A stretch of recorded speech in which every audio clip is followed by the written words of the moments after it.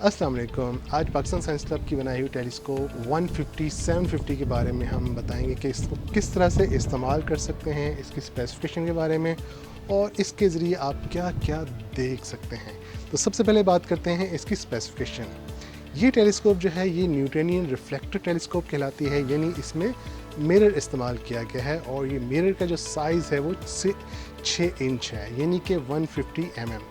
और इस मिरर की जो फोकल लेंथ होती है वो 750 mm है, यानी 750 mm इसकी जो है फोकल लेंथ होती है। इसके साथ दो आईपीस जो दिए जाते हैं, जिसमें एक है 23 mm का और दूसरा 10 mm का।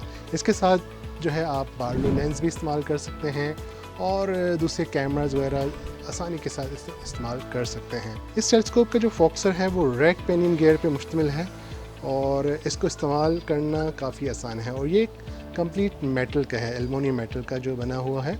इसके साथ जो है इस पे जो फाइंडर स्कोप है वो तकरीबन 20x का फाइंडर स्कोप है, जिसके ज़रिए ऑब्जेक्ट को लोकेट करना काफ़ी आसान होता है।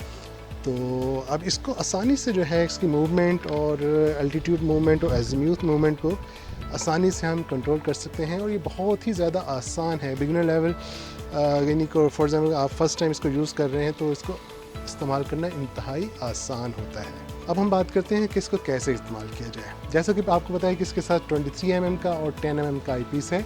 तो सबसे पहले जब भी आपने इसको कोई भी ऑब्जेक्ट को या किसी भी चीज़ को आपने देखना है तो आपने 23 mm का आईपीस इस्तेमाल करना है और 23 mm का आईपीस इस्तेमाल करना इंतहाई आसान है। जस्ट आपने इसका स्क्रू को लूज़ करना है और इसके अंदर आपने आईपीस को सेट करके इसका जो बोल्ट है इसके ज़रिए इसको टाइट कर देना है।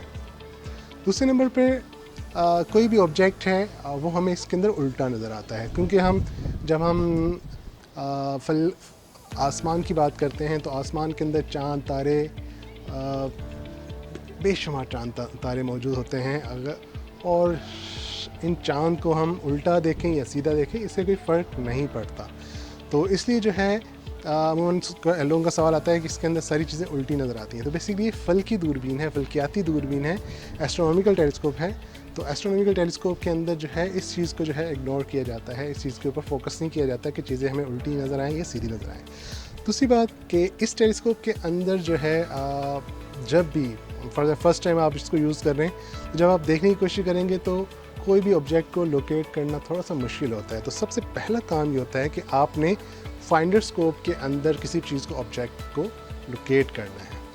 तो बाज़ को जब होता ये है कि जब डिलीवरी के बाद आपके पास आते हैं तो फाइंडर स्कोप की जो अलाइनमेंट है वो हिल जाती है। तो सबसे पहला काम होता है कि आपने फाइंडर स्कोप को अलाइन करना है आईपीस जो भी आपके ऑब्जेक्ट नज़र आ रहा होगा उसके साथ। तो इसका सबसे आसान हल ये है कि आपने सबसे पहले दिन के टाइम किसी भी बिल्डिंग को जो है आपने फोकस करना है और आईपीस की मदद से उसको ऑब्जेक्ट पे जो भी बिल्डिंग है या वट एवर जो लाइट आ रही है उसको आपने फोकस करना है।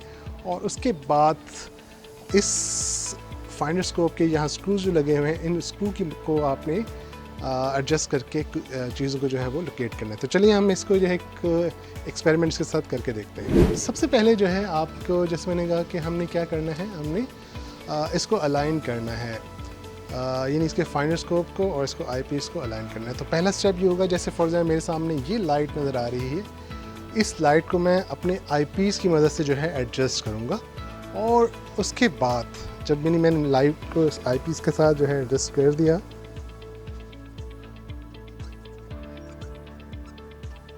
जैसा कि ये लाइट मुझे बहुत क्लियर और बहुत क्लोज जो है नज़र आ रही है। तो जब लाइट को आपने फोकस कर लेना है तो उसके बाद फिर आपने इसके अंदर जो है आपने फाइंडर स्कोप के अंदर जो है वो देखने की कोशिश करनी है और देखना है कि उसकी पोजीशन कहाँ पर है, क्योंकि फाइंडर स्कोप के अंदर जब आप देखेंगे तो उसके अंदर आपको एक क्रॉस बना हुआ नज़र आएगा। तो आपने क्या करना होगा, उस क्रॉस को जो है देखना है कि उस क्रॉस के नज़दीक जो ऑब्जेक्ट है उसकी डायरेक्शन या उसकी कहते हैं उसकी जो लोकेशन है वो कहाँ पर है। तो जैसे इसमें हमने आईपीस के अंदर इसको बिल्कुल सेंटर में किया हुआ है और जब आप उसको देखेंगे फाइंडर स्कोप में देखेंगे तो उसमें आपने उस क्रॉस के हिसाब से करना है। तो आपका काम ये होगा कि आपने इस फाइंडर स्कोप के अंदर ये जो स्क्रूज कुछ लगे हुए हैं, इन स्क्रू की मदद से आपने क्या करना है, उसको एडजस्ट करना है। अभी आप देख सकते हैं कि मैं लाइट को जो है यहाँ पर फोकस कर रहा हूँ। ये जो लाइट मुझे बिल्कुल सेंटर में नज़र आ रही है, इस बिल्डिंग की।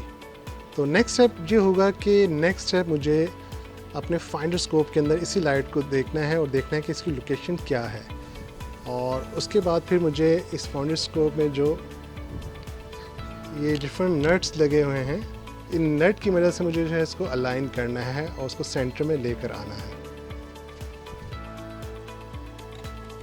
अभी देख सकते हैं कि सेंटर फाइंडर स्कोप में भी वही लाइट हमें क्लियरली नज़र आ रही है।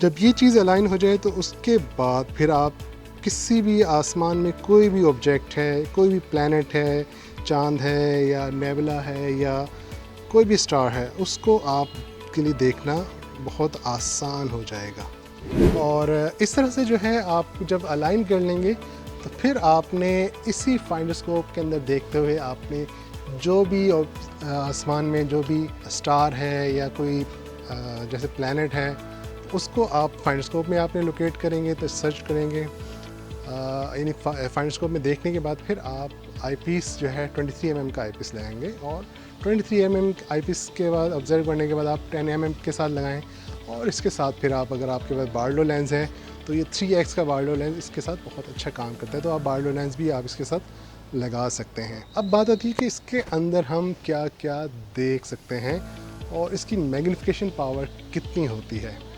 तो इस टेलीस्कोप की मैक्सिमम जो विजिबल जो यूजेबल कह सकते हैं मैग्नीफिकेशन पावर है वो तकरीबन 300 to 400 तक आती है। 23 mm के साथ इसकी जो मैग्नीफिकेशन है वो तकरीबन बनती है 30 से 35 के दरमियान, और अगर आप 10 mm का आईपीस लगाएंगे तो तकरीबन 75x जो है इसकी मैग्नीफिकेशन पावर होती है। और इसके साथ अगर आप 2x का या 3x का बार्लो लेंस इस्तेमाल करते हैं तो उसी मुनासबत से इसकी जो मैग्नीफिकेशन पावर है वो मल्टीप्लाई हो जाती है। अब हम बात करते हैं कि इस टेलीस्कोप के अंदर हम किस प्लैनेट को और कौन सी गैलेक्सीज को देख सकते हैं।